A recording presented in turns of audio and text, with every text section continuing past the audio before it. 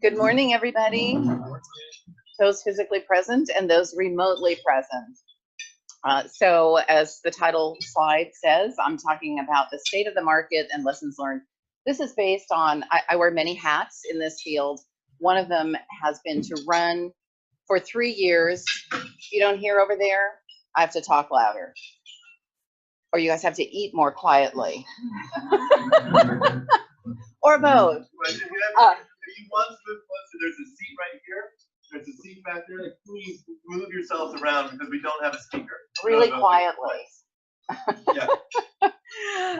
So for the last 3 years, I've run an inventory for the Net Zero Energy Coalition, which is a small nonprofit that is active in both the US and Canada.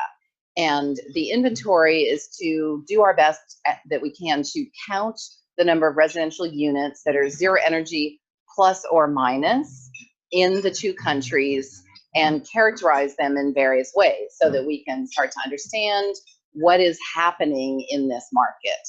So that is where this comes from. Yeah, so moving right along. The button, Amanda, that's supposed to make it move isn't making it move. It's that one, right? If I take it off there, does that? Okay, thank you.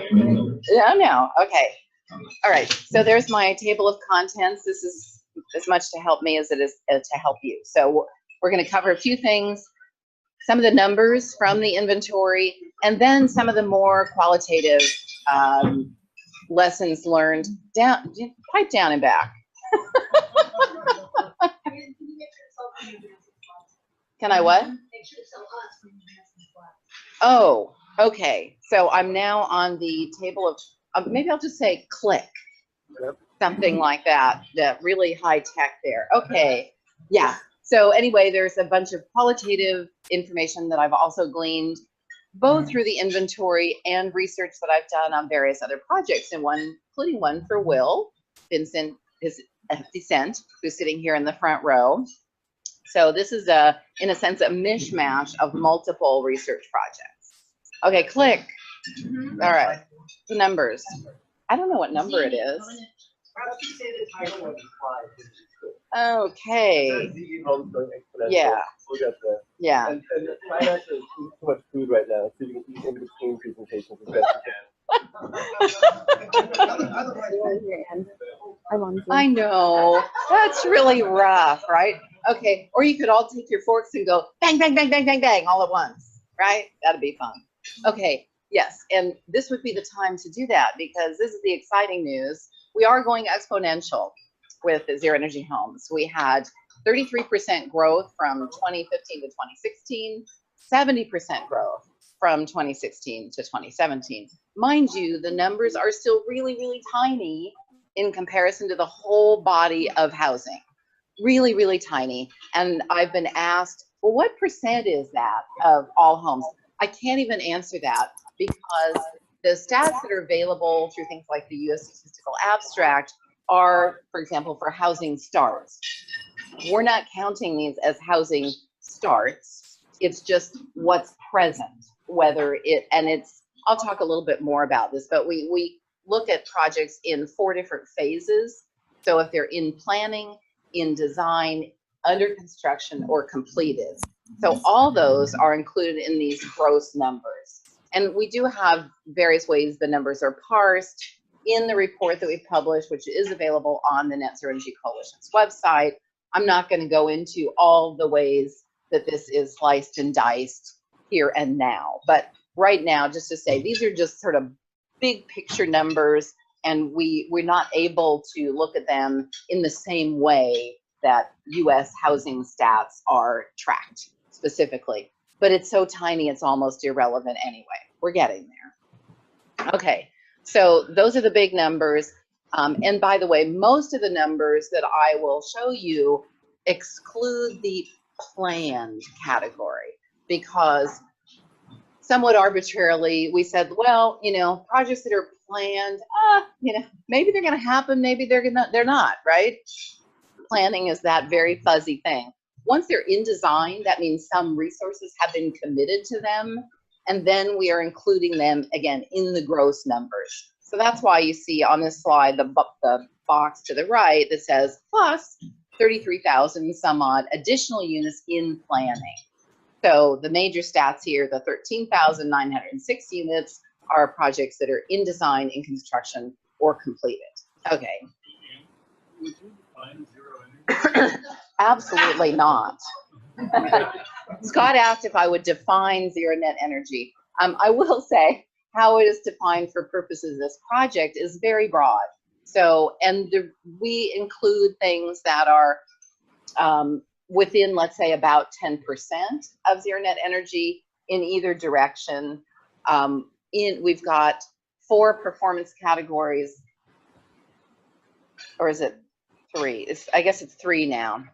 Zero energy ready, zero energy, and net positive. And in the zero energy ready category, that is a really big category, and it covers a whole bunch of things like efficient enough that it could theoretically be zero net energy if and when renewable energy was added to the project, or if they became attached to a community solar project, for example.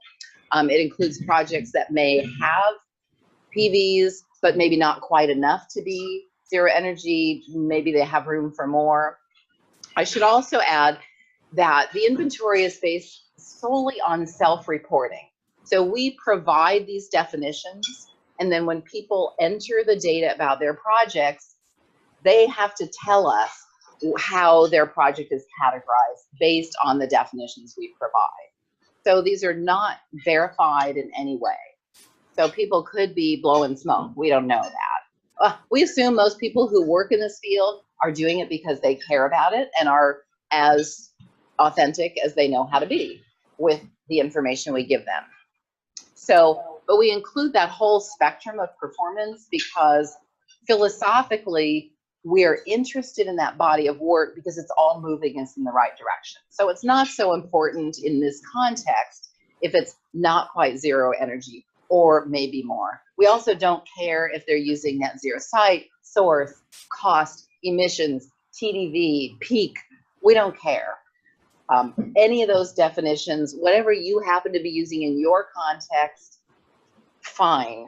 You know, we're early enough in this movement that getting too nitpicky about what definition you're using makes no sense to us, not to mention moving targets and other little problems like that. So I hope that answers your question, more or less. Well, is it inclusive of gas? Over generation for gas? Sure. Yeah, definitely. Yeah, we do make it clear that we're looking at all fuels. So net zero electricity only isn't a category. Some people think that Okay, we can start picking fights later. All right, click. This is a zero carbon conference. Right. So that's definitely the conversation we're trying to have. Yeah. Zero. Is we're all on a spectrum and an evolution here, right? So, and zero energy, I think everybody understands, is a phenomenon whose ultimate goal is to reduce emissions, right? It's a vehicle we're riding, some of us. Okay, so another one of the fun things is that there's, I think, a perception maybe outside this room that zero net energy residential, like that's for affluent people who get to build their one special home. Actually, not so true. So if you can see up here on this slide, multifamily and multi-unit single family projects dominate. So clearly this is a business undertaking in almost all cases. So 94% of all the residential zero energy units in all of those variations I discussed are in projects that are at least 2 units. So these are not one-off specialty, custom homes. And you can also see from the graph on the right that the fraction of multifamily versus single family is ever increasing as well. So this is definitely not a phenomenon associated with affluence. And I'd say most of our multifamily projects are also affordable. Each year we've done the inventory, we've added more data points that we collect. We're always sort of skating the line of how much data do we ask for before we're asking for too much and we're deterring people from filling out the form. But we always want to know more, so we keep adding things. And this year we started asking, is it affordable or not? We don't yet have enough data points because a lot of our projects have been in the inventory for 2 years now. So we can't really make any broad statements across the inventory about that, but we know more anecdotally that I would say a majority of the multifamily units, as well as a healthy fraction of the single family, are also affordable. Click. Okay, in terms of geographic dispersion, we have our fun little sort of heat map here showing California. We should probably change the color. So the hottest color is California, of course, because we're the coolest, right? Who's from out of state? Okay, I'm not going to offend anybody, or not too many people. Well, you know, Californians always think they're the most special, right? It's just a fact. So we can think it. Yes, I know. Are you from New York? Because New Yorkers always think they're special. So, and you can see a few other hot, warmer spots. It's kind of interesting to look at this dispersion. You can also see on the right the list of the top 20 zero energy cities in terms of number of units. So one of the things that we're interested in is looking at correlations. We can't necessarily draw conclusions about causation, but we certainly understand correlations between some of the numbers and some of the underlying phenomena. So policy is clearly one of them. The state of California, as we know, is really leading the nation in terms of zero energy policy. So not surprising that California is also leading in terms of number of units. The Northeast is also very active in policy, is also one of the areas where we have the largest numbers of units. So click. Another thing that we know is that certain big projects can really pop up certain locales in terms of their significance in the inventory. So one of the fun things to really understand or infer from the data as we've looked at it over the 3 years is that not only policy action, which of course is, you know, collective civic action, but individual action is also tremendously important. So one developer or one design firm or one builder can all of a sudden really make a difference in their locale and start to make things happening. It's the grit and the oyster phenomenon. And so we see that in these like, oh, well, where are the hot cities? Well, sometimes it's a city where there is a really large project. There is inevitably media attention that goes with that. And then there are the Me Too's. So there's a really interesting phenomenon of clustering around this stuff. Click. And although the data on this slide, local actors drive growth, is a year out of date, I did want to throw it in as a nod to our hosts, Sean and Michael, because this is a great illustration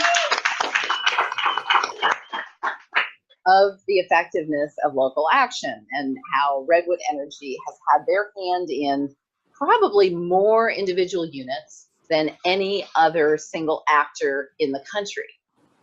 So hats off to you guys. Thank you. Many of you guys are clients, many of you guys are coworkers, many of you guys are fellow researchers on the path, and it's been fantastic to work with developers to get to this success. It's definitely a team effort, 100% true. Click. Okay, so now we're going to look at some of the builder insights. So one of the fun parts of my job is getting to talk to the builders and many other actors in this space and finding out what makes them click, you know, what have they learned along the way. And I think that those lessons are in many ways the most important things to impart. So this is fodder for everybody who works in this field, you know, to carry these lessons forward. Gene Myers is a real hero in this field. In my opinion, Gene is a builder in the Denver area who has been following the path of higher performance for literally at least 3 decades. He's always on the forefront of adoption of whatever is coming next. And he's also just an incredibly warm and charismatic person and tells his story in a very powerful way. And there's so many stories I could tell you about Gene, but this is just one. And I think, and one of the things I've learned, I've talked to a number of builders in particular about what is their marketing approach? How do they sell their product? And what I found is that it really is a response to the local market. And in Gene's case in Denver, people are very concerned with health. And so he said, you know, we've done all the technical stuff. We've drowned people in the, you know, fire hose of data. That doesn't really resonate. What resonates is the health message. And so this, I love this imagery. He says, you know, we have a photo of a child in a high chair with the parent feeding her, and the caption is, the air she breathes is as important as the food she eats. So they just, you know, get rid of the noise, and they really focus on what are they delivering qualitatively. So, and there are, you know, a ton of other things they could say about their homes, but that's a really important one. Josh Salinger, who is a click, thank you. Oh, that's good. Yeah. Josh is a custom builder in the Pacific Northwest. And so a very different market. Gene is a production builder. So, and they sell across the socioeconomic spectrum. So Josh's clients are more affluent. And he's basically saying, for us in the type of projects we do, it's all about the fact that we are offering more value for comparable cost. So they're basically saying, we're just doing better with the resources we have, or our cost is close enough that it's all about the value of the product, the higher performance, greater comfort, and so forth. Different market, different message. Anthony Abbey, who's in central New York, Anthony's a very interesting character, and he says, oh, nobody here cares about any of that sustainability stuff. All they care about is the cost. So he said, that is the message that we purvey. He said, of course, we tell them the other stuff, but that's not what they care about. So they really focus on the fact that they are keeping the running costs down. And in their market, evidently, that is a market that resonates. Yeah, operating costs and their sales price are also extremely competitive. Anthony's homes are not elegant. They're very simple, kind of salt box New England houses. They're comfortable, solid, traditional, no frills. You would drive by them and you would not look twice. They're not ugly, but they're not beautiful. They're very, very ordinary looking, but they're very high performance. Yes. Are they really making use of this salt box design? I'm going to defer that question because it's way off topic for me, and we have a timetable. The whole passive solar thing, I think we should have maybe an informal discussion about that, because it's an important topic, but we're not talking about design features. Okay. I respect the question though. Okay, click. So George Kurtzen, who's another personal hero of mine. George is the building superintendent for Habitat for Humanity of Greater San Joaquin County. And a number of us have been working with George for several years on a 20-unit subdivision in Stockton. And one of the fun parts of the story is that 3 years before George started his project, he took a series of classes that 5 of my colleagues and I developed and taught out at the Stockton Training Center for PG&E. And George attended, and he was quiet, had questions, occasionally had a comment, and then went out there and basically one-upped everything we told him. So he's truly a brilliant, resourceful builder. He's got an amazing background too. As you can see, he's quite a young fellow. And so he's been a general contractor. He's worked in a panel factory, and he's worked in prefab. The man lives, eats, breathes, and sleeps efficiency. And so he's always coming up with more efficient ways to work with the materials he has and the budget he has. So he's introduced a ton of innovations. Anyway, the bottom line of his story is, as he keeps incorporating more and more of his clever ideas, he's bringing the cost down. So he's now building their zero energy homes in this subdivision at less than the cost of what he was building the prior homes that weren't quite zero energy homes.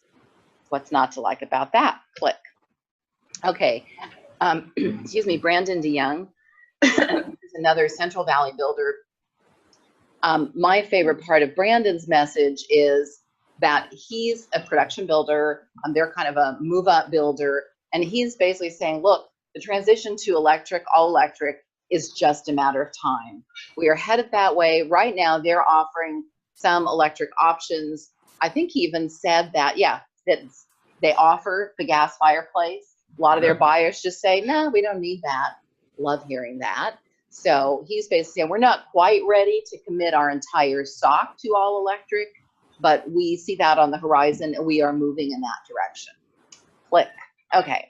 So now that's sort of the builder, part of the builder side. On the designer side, last year I was fortunate enough to get a contract to write a zero energy design guide for AIA California Council.